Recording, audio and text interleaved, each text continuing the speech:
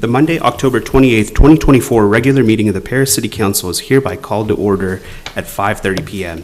For the purpose of this meeting, there is a quorum of the council present.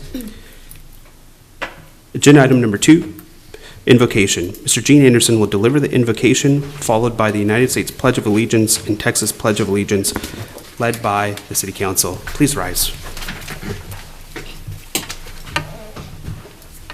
May we pray? Heavenly Father, as always, we're thankful for each and every blessing that you give us, for your watch care over us. We pray for our council members tonight as they conduct the city business, that you would guide and direct them. Father, we pray your favor upon the city, our state, and our nation, that you would guide and direct us always, that we might live a holy and righteous life. We ask it in Jesus' name. Amen. Amen. I pledge allegiance to the flag of the United States of America, to the republic for which it stands, one nation, under God, indivisible, with liberty and justice for all. Honor the Texas flag. I pledge allegiance to thee, Texas, one state, under God, one indivisible.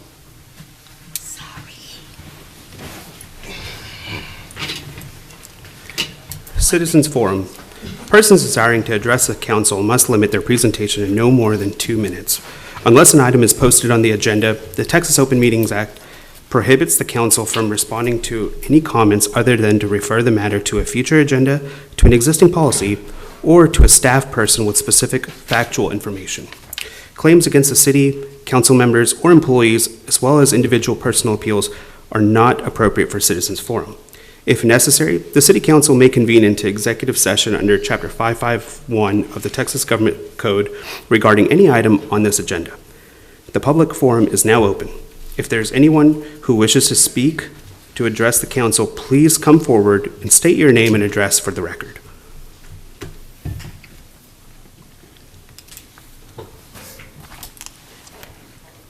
My name is Zion Terronez, 1905 Culbertson Street. I had it written out. So my survey for a skate park has 341 signatures now, and 99% of them say they would like a new skate park in Paris. I'm gonna read some of the comments that they left on the survey. Someone said, I took my kids to the skate park and it was just sad. I would love to see a new one and my family would be frequent guests. Somebody else said, the skate park is now in a rough part of town. I'm not comfortable taking my family there. Another person said, this town has practically nothing for the youth. That's why there is so much crime coming from the younger crowd. Paris has the smallest skate park in the world right now. I talked to a professional design build contractor that builds skate parks all throughout Texas, and I have his contact information, hoping that you guys could maybe reach out to him, kind of get the ball rolling for our youth and our community.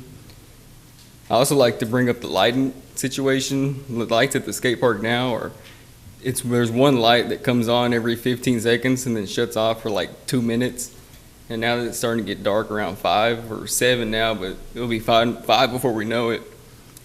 And that's the only thing me and my fellow skaters have to do. It's a small town, there's not much going on around here. So that'd be nice if we can get some lights up there to kind of light up the area. I think it would prevent more drug usage and crime too, especially police officers driving on that side of town. There's a lot of stuff that's happened over there, and if it's just pitch black, they don't know what's going on over there. I'd also like to use my last time to address the Lamar County Cemetery. I was trying to help my friend locate her mother's grave, and we can't find it. I talked to the funeral home and to the city council, and nobody's keeping documentation of the cemetery. When I go out there, I see plaques scattered all around the place, and I think our city needs to just do better on documenting the graves from this point out. Thank you, guys. Thank you. Do you mind sharing that with the interim city manager, Robert Vine? Shared it. That way we have that information. Thank you. Thank you. Anyone else? Okay, the Citizens Forum is now closed. Moving on to the consent agenda. Items on the consent agenda are approved by single action of the council with such approval applicable With such approval applicable to all items appearing on the consent agenda, a council member may request any item to be removed from the consent agenda and considered as a separate item. Does any member wish to remove any items from the agenda for discussion? All right. If not, is there a motion to approve all items on the consent agenda? So moved. We've got a motion and a second. All those in favor say aye. Aye. Those opposed say no. Motion carries 7-0. Moving on to the regular agenda. Agenda item number 12, discuss, conduct a public hearing and act on an ordinance regarding the petition of Ashfaq and Alifa Tapia on behalf of Lynn Van Swearingen, sorry, I hope I have not butchered that, for a zoning change from an agriculture district A to a general retail district GR in the city of Paris, block 319, lot 2, A7, West Askins Survey, and A1003 H. Williams Survey, FM 195.798 acres, LCAD 50167, and Oak Creek number 1, block B, lot PT of 1, A7W, Askins Survey, and A1003 H. Williams Survey, FM 195, 1.122 acres, LCAD 104799. Staff, do you have a presentation? Yes, so good evening, Mayor, Mayor Pro Tem and Council. This is a request so that the change will allow an existing structure, residential, to be turned into a medical office. And it went before the P&Z, and they recommended approval. So that is what's before you today. I will now open the public hearing and ask for anyone wishing to speak about this item to please come forward, state your name and address for the record. I will now close the public hearing. Is there any discussion? Any discussion? No. If not, I'll hear a motion. So moved. Got a motion. Motion and a second from Mr. Ellis. All those in favor say aye. Aye. Aye. Those opposed say no. Motion carries 7-0. Agenda item number 13, discuss, conduct a public hearing, and act on an ordinance regarding the petition of Cultivate Community for a specific use permit in a neighborhood service district NS for a single-family home in the Cultivate Edition Number 2, City Block 32B, Lot 1, Block A, LCAD 13832, located at 116 Northeast 10th Street. Staff, do you have a presentation? Yes, Mayor, thank you, and Mayor Pro Tem and Council. This is an application for a specific use permit. It's because this location is within the neighborhood service district, and it requires SUP for such a single family application. And so, Council, what is before you is to look at what the request is. It's bordered with residential and multifamily, but the applicant is coming before you because it is required for SUP process in this neighborhood district. P&Z met on this case and they recommended approval. So that's what's before you today. Thank you. Thank you, sir. I will open the public hearing and ask for anyone wishing to speak about this item to please come forward and state your name and address for the record. I will now close the public hearing. Is there any discussion, council? If not, I'll hear a motion. Make the motion to approve. Okay, got a motion Second. and a second. All those in favor say aye. Aye. Those opposed say no. Motion carries 7-0. Agenda item number 14, discuss, conduct a public hearing and act on an ordinance regarding the petition of Chris Klein, Saul Goodman Properties, LLC, for a zoning change from a planned development district PD to a commercial district C in the Primrose Village Edition, Block B, Lot 1, LCAD 106197. Address unassigned. Staff, do you have a presentation? Yes. Thank you, Mayor, Mayor Pro Tem and Council. So this is also an application for a zoning change. Technically, this is part of the Primrose Village lot. It is just bothering the end portion, and the other side to the north is a storage facility. Now the new owner has bought this property, and he wants to buy that a single lot separate, but he wants to add it to his property, which is on the commercial side, and also be part of the storage facility. It went to P&Z the other time. They've recommended approval. However, one issue that is at stake now is the fence, the buffer that has to be there between the storage facility and the Primrose subdivision. The neighboring property owners within that subdivision have complained bitterly about the fence not being put up for a long time. And so I have talked to both parties, and my recommendation is for them to come together and figure out how best they can put up a fence. And so that is what is before you today. Thank you. Thank you, sir. I will open the public hearing and ask for anyone wishing to speak about this item to please come forward and state your name and address for the record. Good evening. Chris Klein, 260 Bellow Drive, Prosper, Texas.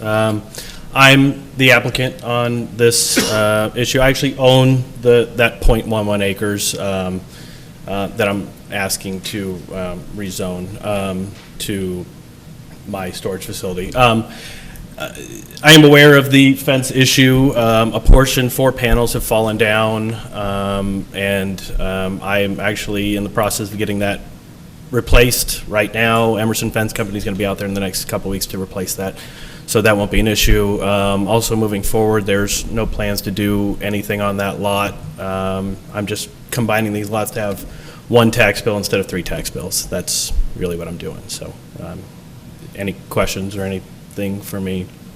No? Okay. Thank you for your time. Appreciate it. Thank you.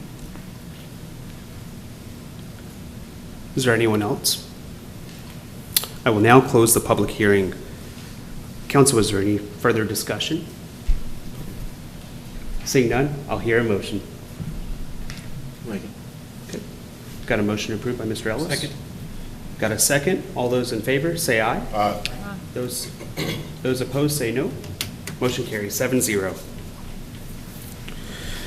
Agenda item number 15, discuss, conduct a public hearing and act on an ordinance regarding the petition of 1995 Investments LLC for a comprehensive plan amendment from manufactured housing and light industrial to heavy industrial in the City of Paris, Block 297, lots 1A, 1, 2, 3, 4, and 15, LCAD 59490, 53676, 53594, located at 1540 to 1590 Northwest Loop 286, an unaddressed vacant lot. Staff, do you have a presentation? Yes, thank you, Mayor and Mayor Pro Tem and Council.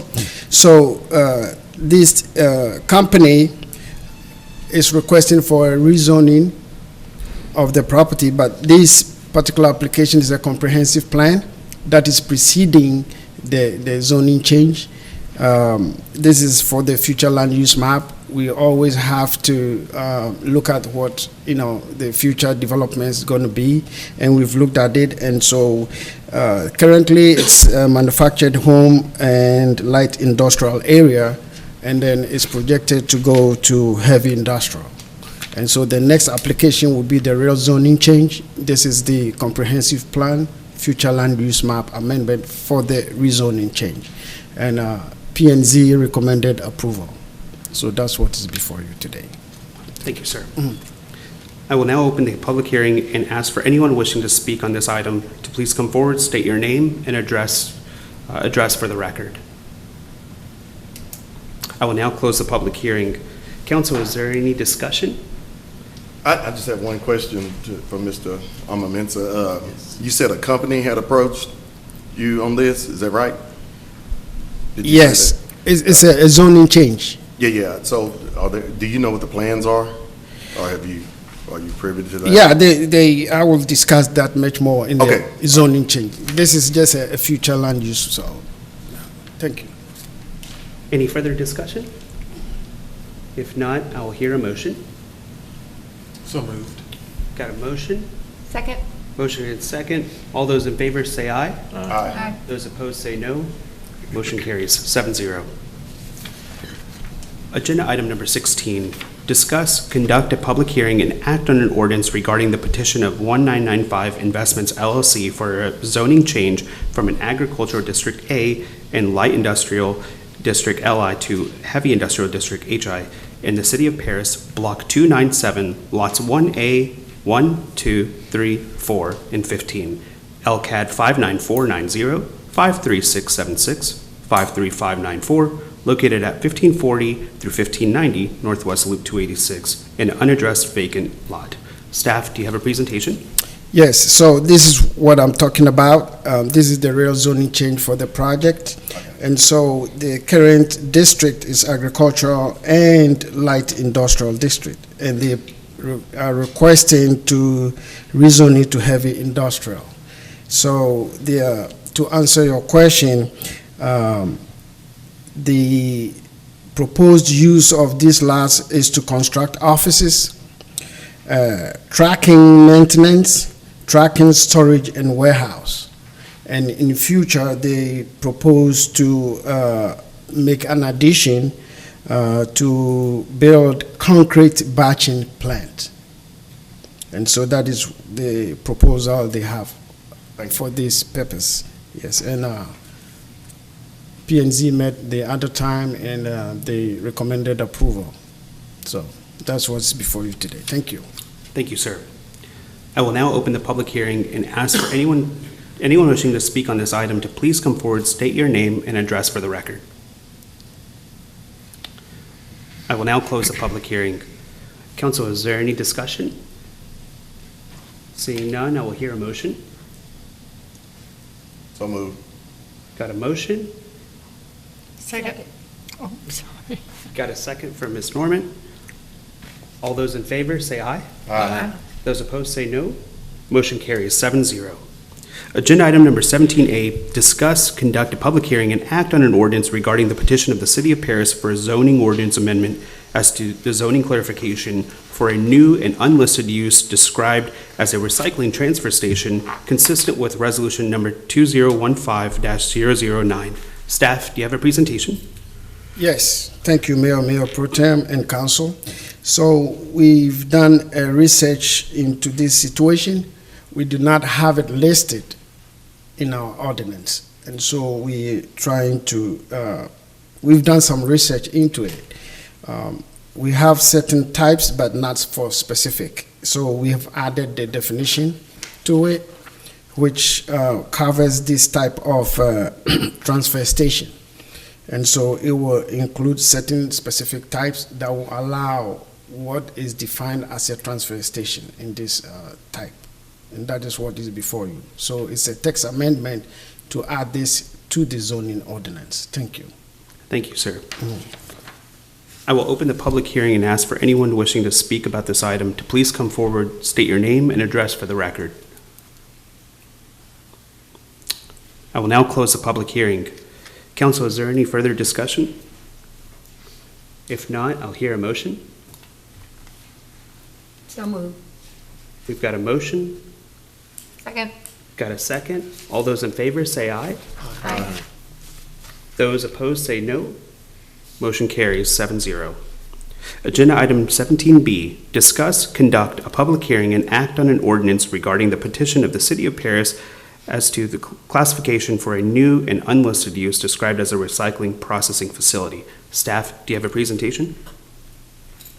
Thank you. Yes, Mayor Pro Tem and Council, this is also another type of processing and recycling. This is a facility in itself. The strength of this one is that it's a recycling processing, and so it allows for a certain type of transfer to go in there, and they process it a little bit more, just a little bit different from the station itself. So this has to do with much more of a processing project type, which will allow. In actual fact, there is an interested investor who wants to come to town with this type of facility, and we do not have it as listed and that is why we want to put it in there for compliance. And that is what is before you. Thank you. Thank you, sir. Mhm. I will open the public hearing and ask for anyone wishing to speak about this item to please come forward, state your name and address for the record. I will now close the public hearing. Council, is there any further discussion? I did have one question, Mr. Almomensa. This facility, could this, how close are we to potentially seeing this hitting the ground to start the process of building? Yes. So in actual fact, the interested applicant called yesterday asking about it. So I did not know what you council was going to say, but I think they are eager to come in Fantastic. very soon. So Gotcha. Thank you. thank you. Any other questions, any discussion? So this is an individual company, is not associated with cards? I cannot say whether they are associated with cards or not. Okay. Have they picked a site yet or looking?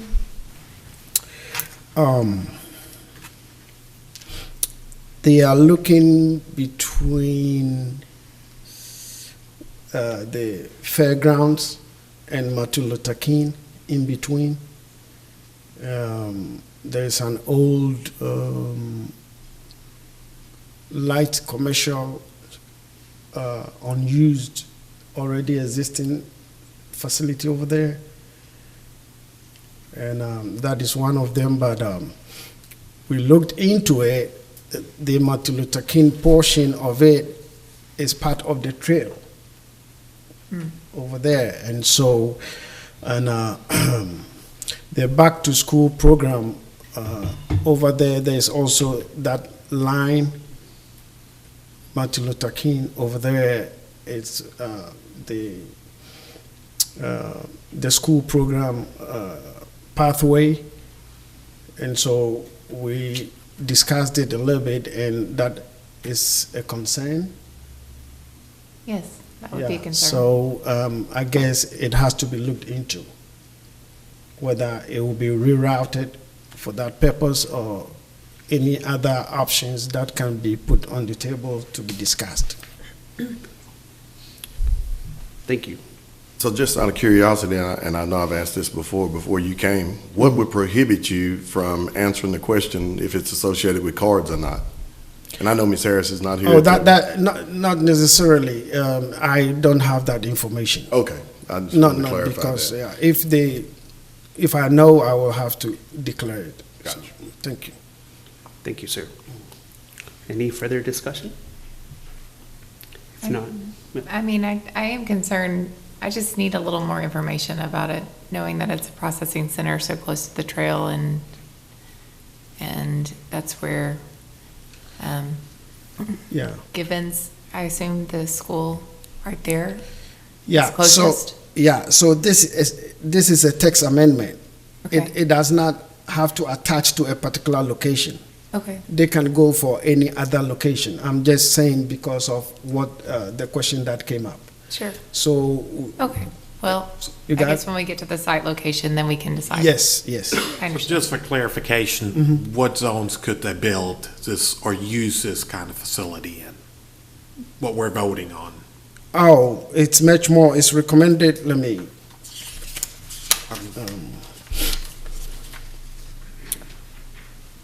so, give me a second right here. So it's light industrial and heavy industrial, right? Yeah, let me clarify your question for you. So for this type of facility, we've decided to make it even SUP for those areas. So it's not permitted as of right. It has to come to the P&Z and council. So that will answer your question best, because, yeah. I think that there's support of the clarification, but definitely, I completely agree. I think there's some concern there. Obviously, you guys are in preliminary, very preliminary stages, but I believe that that's something maybe that you might be able to take back to them, just so that way they know that, hey, council's ears perked up a little bit whenever this was mentioned, so, but I personally am in support of this facility to move forward at some point. Hopefully, they find a property that's suitable and that defines through the SUP. Yeah. But as long as it goes through P and Z and council and there's good approval, then hey, no Yeah. problem, you know? Okay, thank you. Thank you, sir. Any other questions or discussion? If not, I'll hear a motion. So moved. Got a motion? Second. Motion and second. All those in favor, say aye. Aye. Those opposed, say no. Motion carries 7-0. Agenda item number 17C, discuss and conduct public hearing on and act on an ordinance regarding the petition of the City of Paris as a classification for a new or unlisted use described as an indoor shooting range. Staff, do you have a presentation? Yes, thank you, Mayor Pro Tem and Council. So this is a indoor shooting range, and it's been to the P&Z. They've looked at it and they've recommended approval. We have had the discussions with police department, and we earlier even added outdoor shooting, but they recommended not at this time. So this is just specific for indoor, and that's what is before you today. Thank you. Thank you, sir. Council, is there any discussions or any questions for Mr. Almo-Mensa? If not, I'll hear a motion. So moved. Motion, got a second? Second from Mr. Ellis. All those in favor, say aye. Aye. Those opposed, say no. Motion carries 7-0. Agenda item number 18, receive update on Mill and Overlay Street Project. Staff, do you have a presentation? Mayor Pro Tem, members of council, appreciate the opportunity to update you on the Mill and Overlay project I've been working on with my office and Public Works. And in your agenda packets, I stated 12 streets that we want to update with 2-inch mill and brand new asphalt, and one street that is concrete street. And this is related to a presentation by former City Manager Path on December 11th, 2023, about the street priorities in the city and how there was some unused bond money from 2017 and 18 for streets. And this is just wanted to talk with you and answer any questions about that and update you with some revised estimates on that. For about, so in your packets on page 2 of my memo, we talk about the 11 hot mix asphalt streets and 1 concrete street. I failed to get this sheet to Ms. Ellis to put on the screen. I apologize for that, but it is in the PDF on your email if you have access to that. But I'm proposing Graham Street from the railroad tracks to 19th Northwest. That's about a half mile of street. North Collegiate Drive from Lamar Avenue to the Loop near the bank in Home Depot. Fitzhugh Avenue from Pine Bluff Road to Hickory Street. That's approximately 0.75 miles. 24th Street Southeast from Clarksville Street to Lamar Avenue. That's about a half mile. Pine Mill Road east of the Loop from approximately TxDOT right away just inside Brahms from the Loop to 30th Avenue. I'm sorry, actually, I apologize. This is outside of the Loop, east. TxDOT right away to 42nd Northeast, past the Walmart entrance on the back there. That is a 0.36 mile section.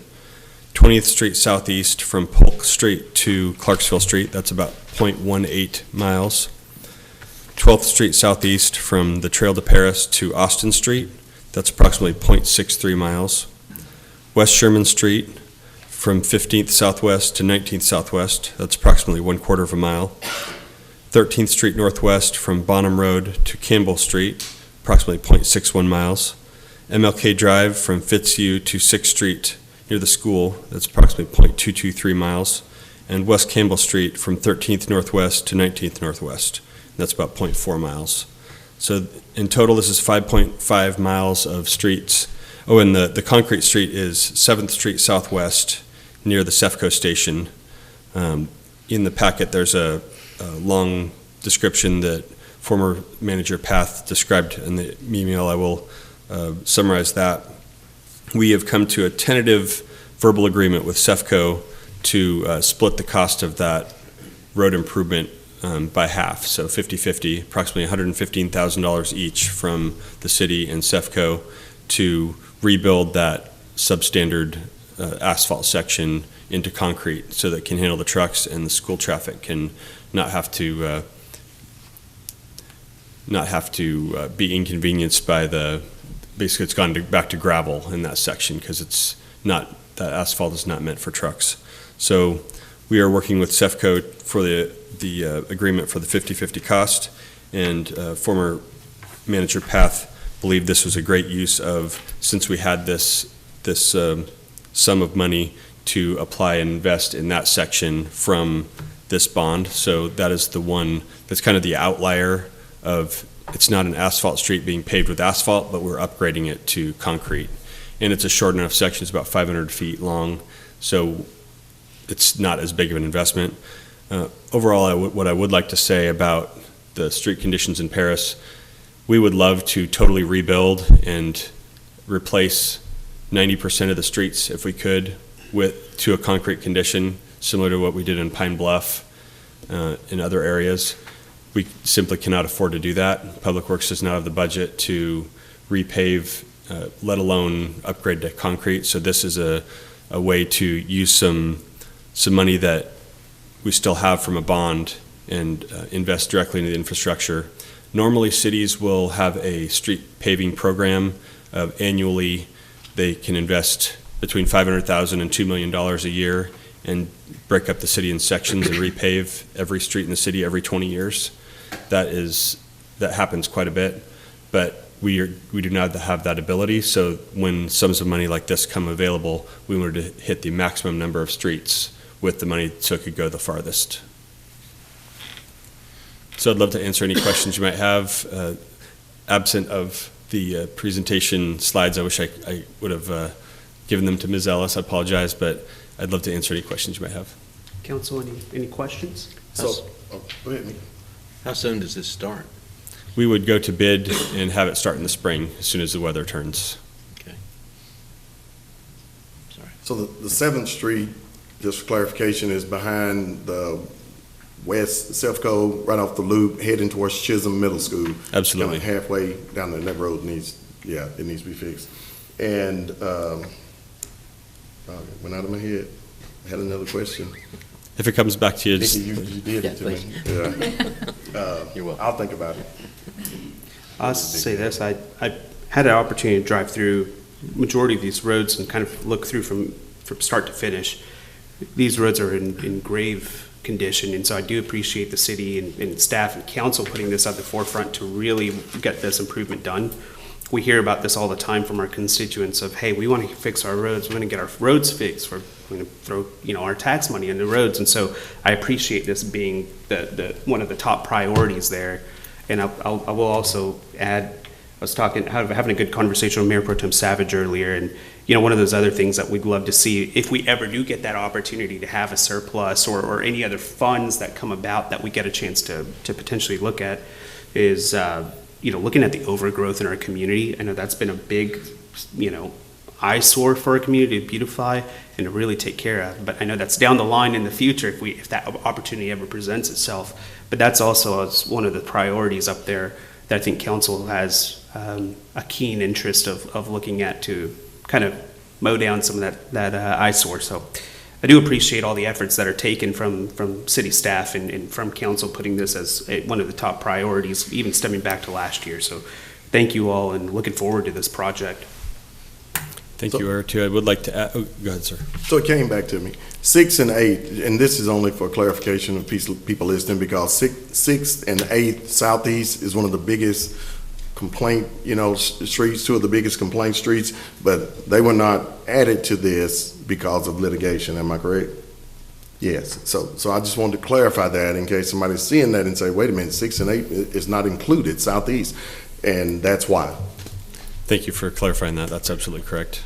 I had one other quick question, and I know that we've had this is not on the city necessarily. I know it's a state agency that had done this, but along with a lot of the construction that was taking place here recently on Lamar Avenue, just going forward, any progress that we make on this project, I just want to make sure that it's top of mind, that we put out enough, articles and enough publication to our social media and media partners, just to say, hey, this is what's taking place in X amount of time. Please avoid these areas, or there's a detour route, or whatever that needs to be done, because I know that was kind of a surprise to a lot of citizens about that taking place. And so I just want to try to learn from some of the lessons that have taken place in the past. So just want to make sure we're safe. Thank you. I will work closely with the city manager and the PIO, John McFadden, about that, because he's very excellent at getting press releases out there and Facebook posts and things of such nature. And I wanted to bring up too, and kind of share with you an idea. Listed on this list is North Collegiate from Lamar to the Loop, and that is the busiest road in town, the city street. My proposal is to do that at night, to minimize impacts during the day. There is a residential section in the north end, so I wanted to get your feedback and any thoughts you might have. I have not approached them. This is just simply from an engineering standpoint. It makes more sense to not have one-way roads with flaggers on when there are several thousand cars per day, because it'll just lock everything up. Another option is just to close it from the Loop to Lamar, and then the business have to shut down. Then we could do day work, but I wanted to open this up and have any Can't do thoughts you might that. have. We can't close the businesses on Collegiate. Okay. Yeah, I think I like your idea of maybe nightly closures. And then the good thing is also there's good diversion paths that you could take detour routes on some of those neighborhoods. But would it be potentially like a half, like the half of the side would be closed and then the other half is active? Yes. Okay. Yeah, I think that's a great opportunity and a great option. I just want to make sure that the business, community is okay. I know they want the improvement, but we've got to make sure that we work with our business partners to make sure that this goes smooth, and we try not to deter any business loss. Can I Well ask noted. why we have never done the scenario you described, where a city designates a part of their budget for road repair every 20 years? I do not know why that isn't been a priority. It's possible because it's such a large sum. In this, we can do 5.5 miles for $2.5 million. Normally, that huge sum, that's really not a lot of miles of road. Right. So you have a huge chunk of the city budget, and that just might not be available to be going out the door every year. And such as Collegiate, for instance, that was built in the early 90s. It was dead ends on each side, and Home Depot wasn't even there. So that was built through, and it hasn't been touched since. And normally, hot mix asphalt roads only can last 15 to 20 years. They're not meant to go without any surfacing or advanced maintenance for 30 plus years. Because it just But- can't keep up with the growth. Yeah. With the same budget. And the freeze thaw, Texas soils is a big one. You'll notice on North Collegiate, and our engineering technician Steve Hodges was there, and he designed that road. He's back with us after a career at TxDOT, and so he's doing a second career here at City of Paris again. But he told me about the sugar sand issue, and you'll see that on North Collegiate near the neighborhood there, of that white powder coming through. That's the sugar sand that they worked really hard to get a deep enough base and thick enough asphalt, and that's finally coming through, and it held up really well for 35 plus years. Okay. So I'm happy about that. But it could be a priority of council to find the money for that.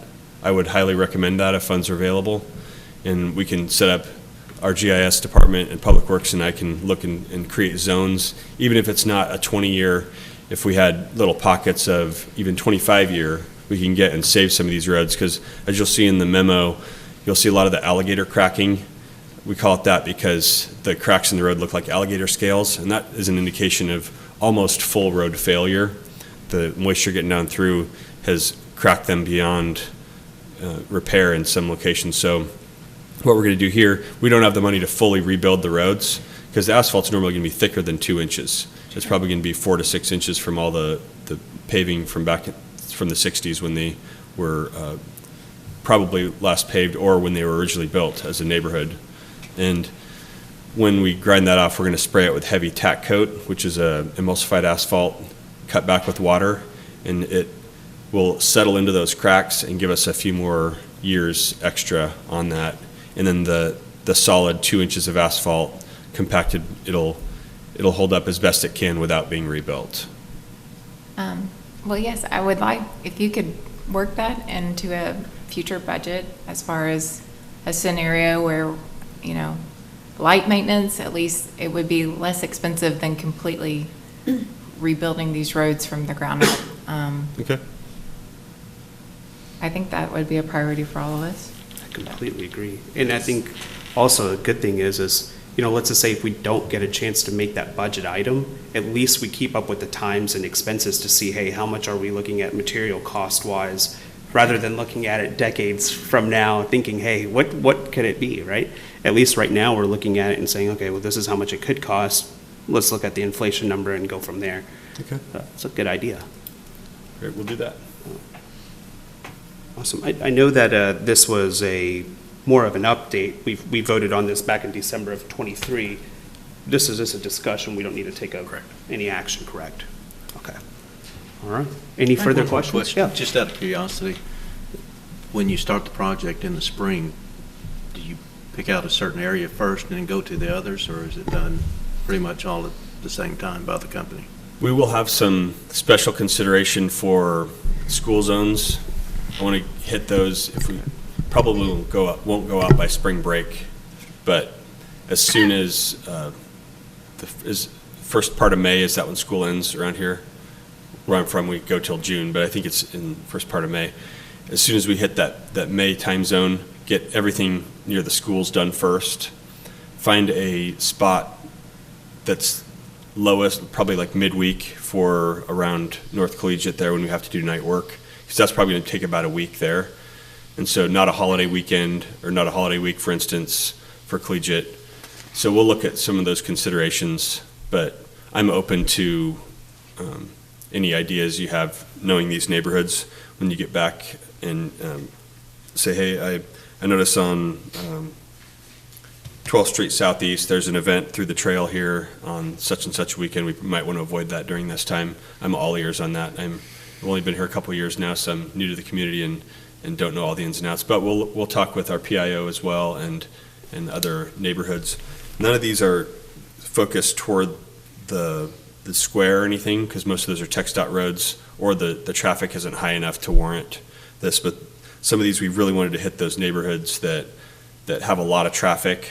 For instance, 20th Southeast from Polk to Clarksville is a relatively short section, but it gets a lot of traffic through there, and it's alligatored really bad, so I don't want to lose that road. And so a lot of thought and concern has gone in from Public Works and myself to make sure that these we get the best bang for our buck. So could we eventually create a list of anticipated direction that John could put out, you know, as information? So, because, you know, as council members, we're going to say, why did they start over here instead of, my street is worse. So can we get something that we can put out to let people know what direction we're going? They're paying for it, so we are paying for it. So can we get that eventually? Absolutely. The best time to do that, I think, will be when we get our bids back and we select a contractor. We'll sit down with them, maybe meet with a committee from here, your group, and talk about our priorities, and I'll make sure that they know in the contract language that we will have some say in project staging and where we go first. And that way it's not a surprise to them and they can't say it's a change of conditions and charge us extra money. I'm also, just in case bids come in too high and we have to look at these, that committee, along with the interim city manager, myself, and Public Works, we might have to take one of these off the list, and because it's going to have, I can't tell you what the bids will come in, but I'm confident that we'll be able to get, there's 12 streets on here that we'll be able to get almost all of them done, if not all of them. All right. Thank you very much. Thank you. Agenda item number 19, discuss Charter Article 3, Section 15, in regards to the city council members attending at least 75% of the meetings in any year of his or her term of office unless otherwise excused by the remaining members of council. Staff, do you have a presentation? Yes, Mayor, Mayor Pro Tem, members of council, the city attorney Stephanie Harris is unavailable this evening, so I will leave this agenda item. As you recall, last city council meeting, Mayor Pro Tem Savage requested an agenda item on how to interpret the attendance requirements set forth in Section 15 of our city charter.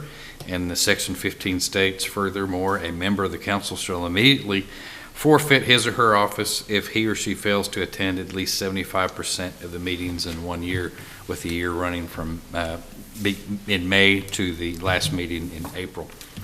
City Attorney Harris recommends that either a group of you or all of you, or you push it back onto City Attorney's desk to create this particular amendment.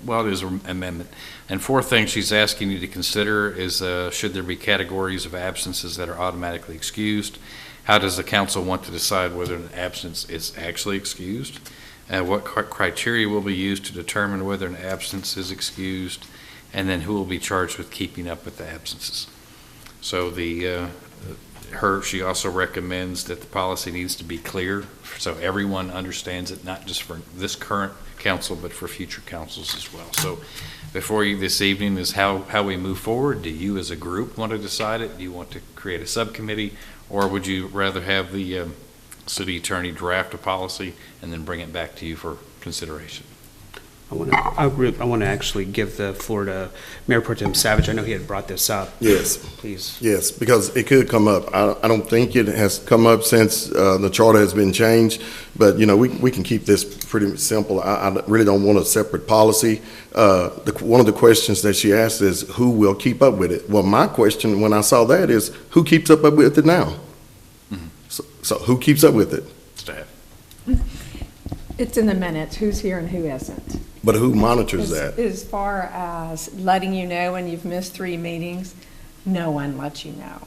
Okay. And usually every one of you sends me or the mayor and mayor pro tem an email or a text, and we let everyone know that so-and-so is going to be out tonight. They're not going to make it tonight. Yeah, and so my concern was, you know, if someone's not keeping up with it, it could be we need some type of a red flag system, somebody to say, hey, you're right at 25, missing 25% of the meetings.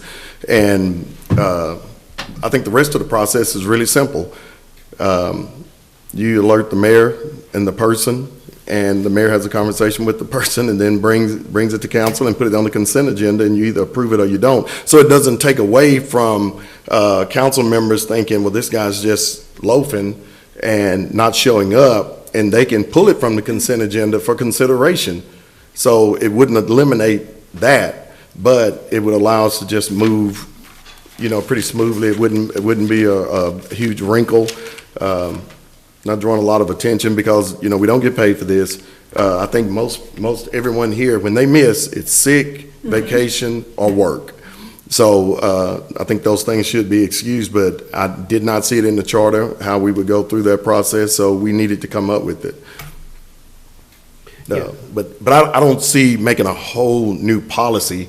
It's just, I think we can agree that the policy is kind of there. If Ms. Ellis is keeping up with it, she can alert the mayor anytime somebody's getting close. I don't even think anybody's close, but you know, you never know. You missed a few for work and vacation, then all of a sudden you got sick for a month and a half, and now you're there. So. Yeah, I agree. And, you know, I know that a lot of illnesses have been getting longer and longer just to heal. It's been tough for a lot of folks. And so I totally agree. I think this is a smart thing to look at, especially for the amount of important items we've had to cover this year. We got to have all hands on deck. And so I do agree that this is important. I think that the best course of action is probably making sure that our city clerk has that, and you know, when we get close, or maybe making sure that, hey, that individual gets an understanding of, hey, you're getting really close here. We're Right. getting close to that fourth or fifth one, which is that questionable one, right? Where we teeter into that territory of going over. Aside from that, though, I will say the council has done a fantastic job in letting, you know, staff know, hey, going to be missing for this reason, or have this coming up, and then they'll let me know, or let Mayor Pro Tem Savage know too. So that's been very helpful. So I do encourage that. Please keep that going. I think we're all doing a great job in that. But if that's fair, I think that's I have a question. reasonable ask. Oh, Go ahead.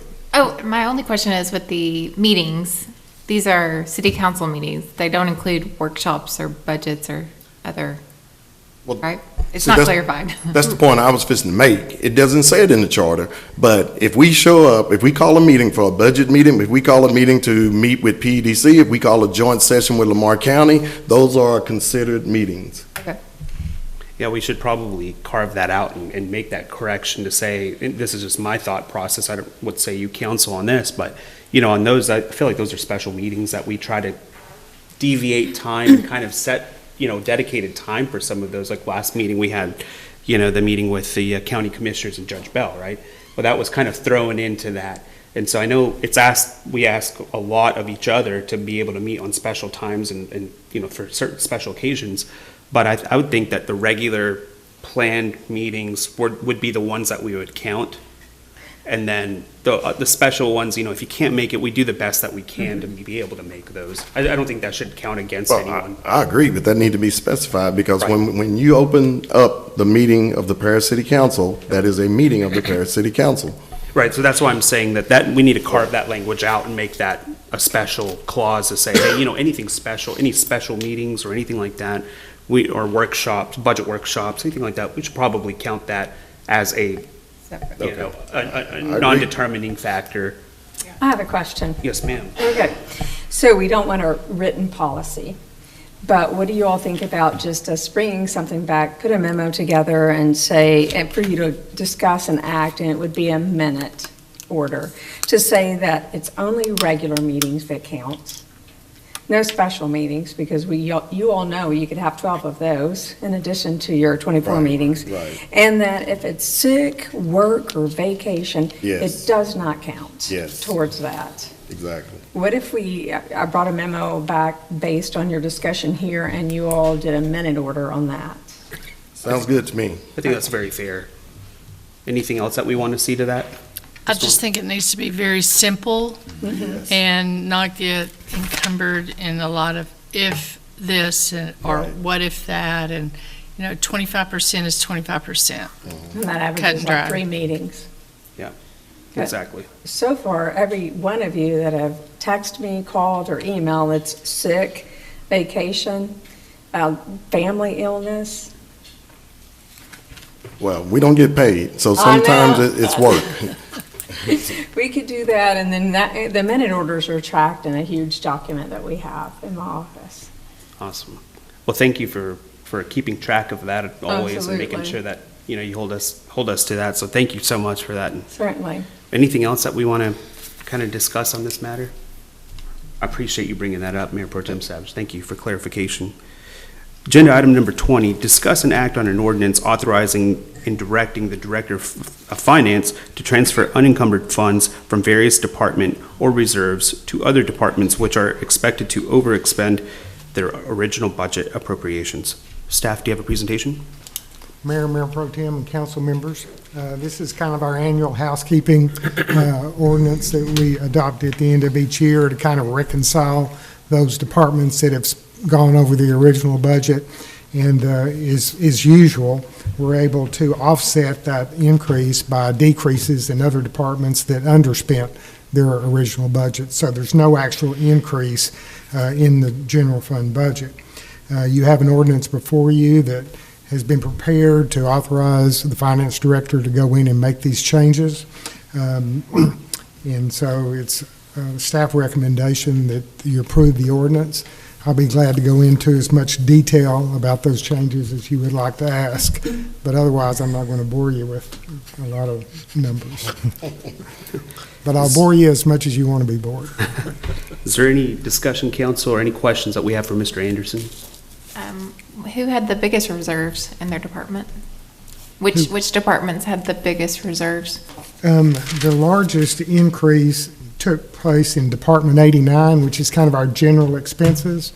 And that was actually a good thing, which is unusual, because what's in that, one of the things in that department is where we pay out to the chamber hotel motel taxes come in, and we collected more hotel motel tax that shows up on the revenue side, so we have more to spend out on the other side. As I recall, it's about $115,000 more than what we expected to collect during the year. So that threw us over budget in that department. Well, I'd say that's a good thing to collect more than what we were expecting in that regard. Otherwise, I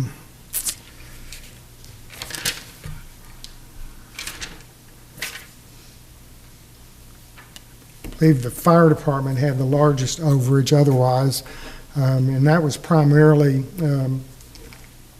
due to, we have, just like we had last year, we have an entire pay period that fell in September, but we didn't pay till October because, pay period ends on one Friday and we don't pay till the next Friday.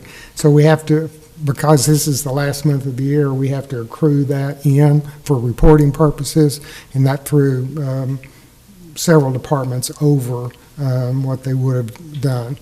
I haven't figured out a way exactly to make that adjustment up front. I have to think about it first, and it might happen. And then, if so, we'd have to go in and somehow add a 27th pay period, because normally we have 26 pay periods from a cash flow standpoint that fall in the budget, and that's what the budget software actually does. We'd have to make it do something different than that. Any other questions? And this might not be exactly on this topic necessarily, but what happens to money that's left over at the end of the budget year that was not spent from the departments? It just goes into the reserve. It's That goes carried into the forward reserve. and it can be rebudgeted in the next year, or it can be allowed to build up. Ought to be, and the reason why I ask that, I know at a place that I used to work and some entities around here, they will spend that money just frivolously to be able to keep the same budget the next year. So I don't know if we do that. I just want to make sure that we're not doing that, because that money can be used for something else. Right.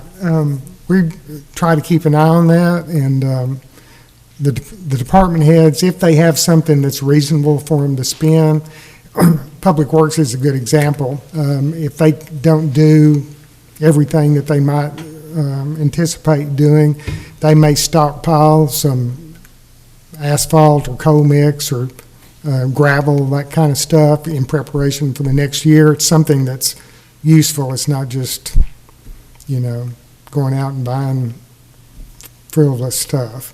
But we do kind of keep an eye on that. Any other questions?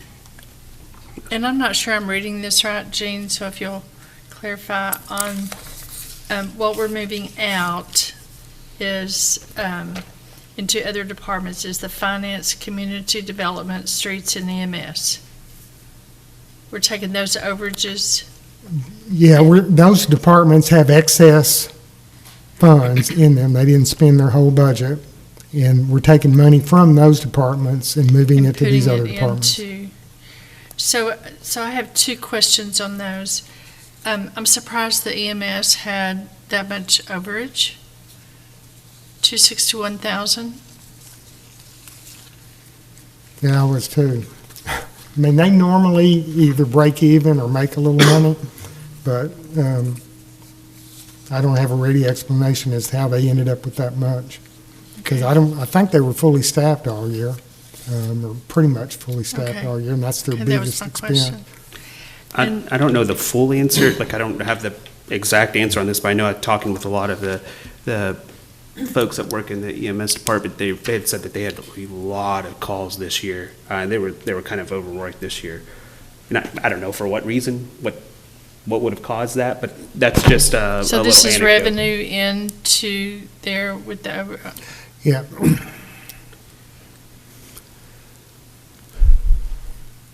Well, of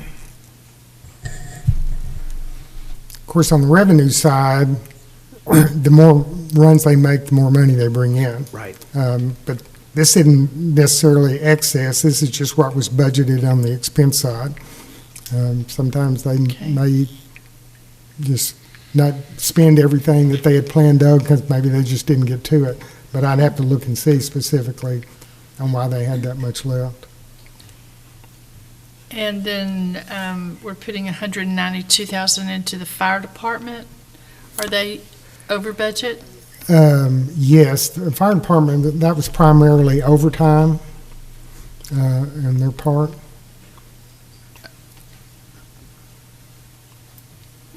Okay, maybe I'm looking at this wrong. On our list, the Um, top, If you're looking at the ordinance, the first ones listed are the ones that were over budget. And the ones there at the bottom are that were under budget and we're I think taking mine's money from that. reversed. Yeah, it's reversed. Yeah, if you start, the departments that were over were city council, city manager, city clerk, police, fire, parks, library, municipal band, and then general expenses. Those are the ones that were over budget. And those amounts there are what we're transferring from other departments to them to get their budgets back up to match their expenses.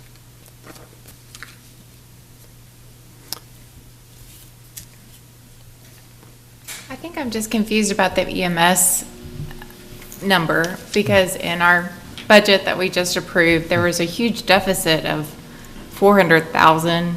I think that was the number I don't have in front of me, that you did a revision to lessen that number because you anticipated another 100,000 for this year's budget.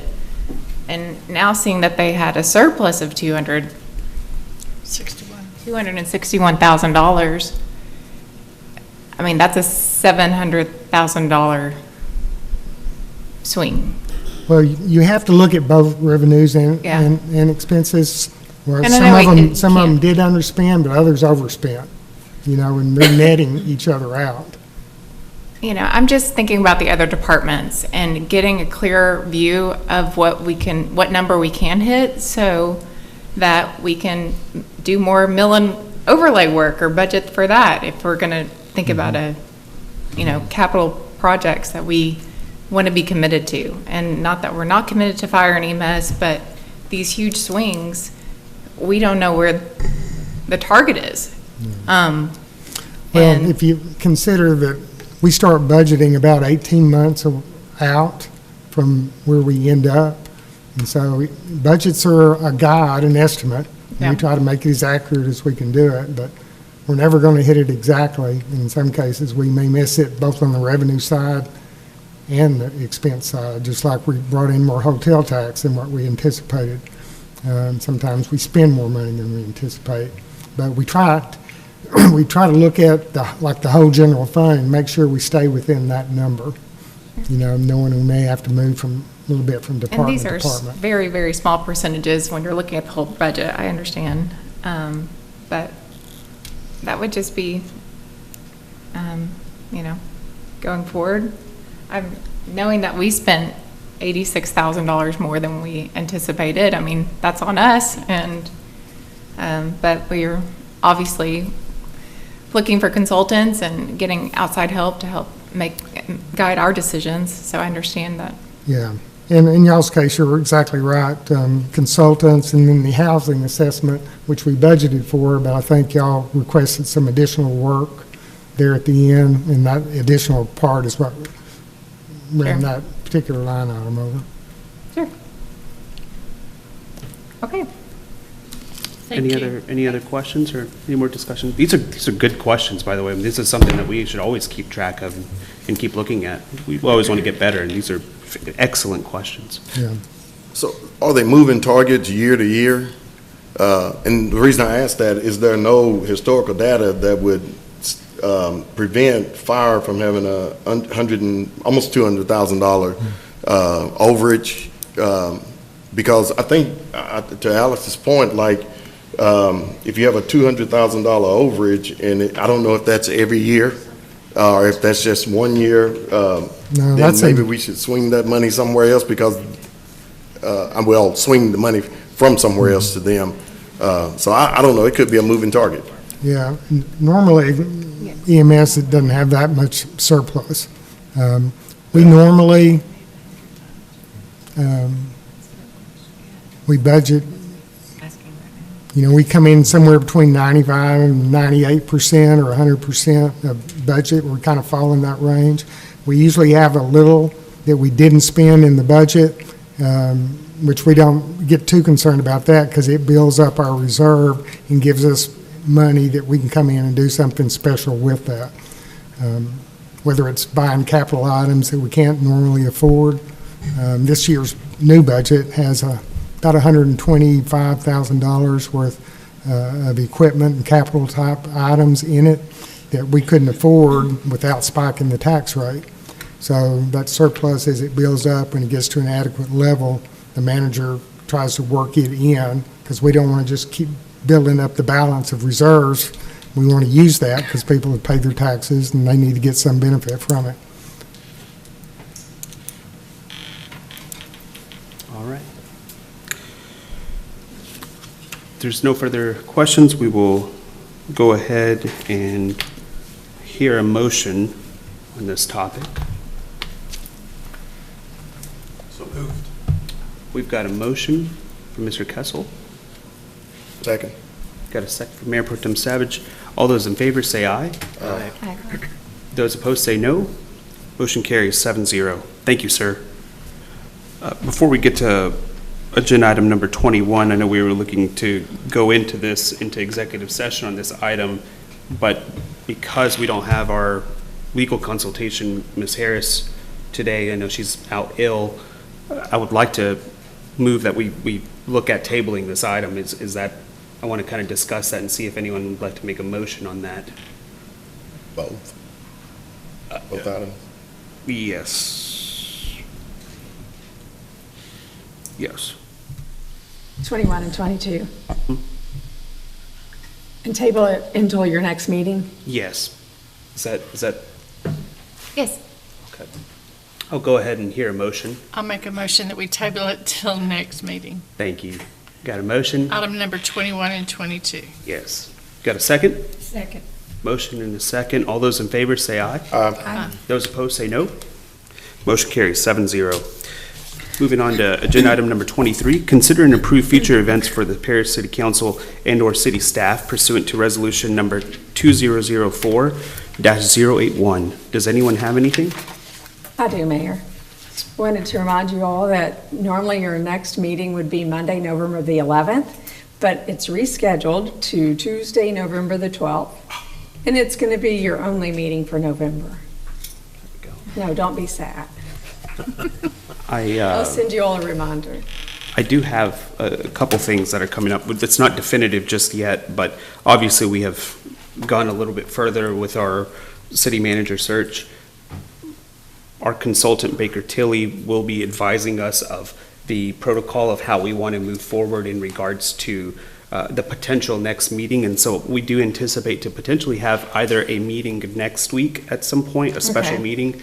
Obviously, it is paramount that all of us are able to make it, so finding a time that all of us are agreeable to is going to be very important.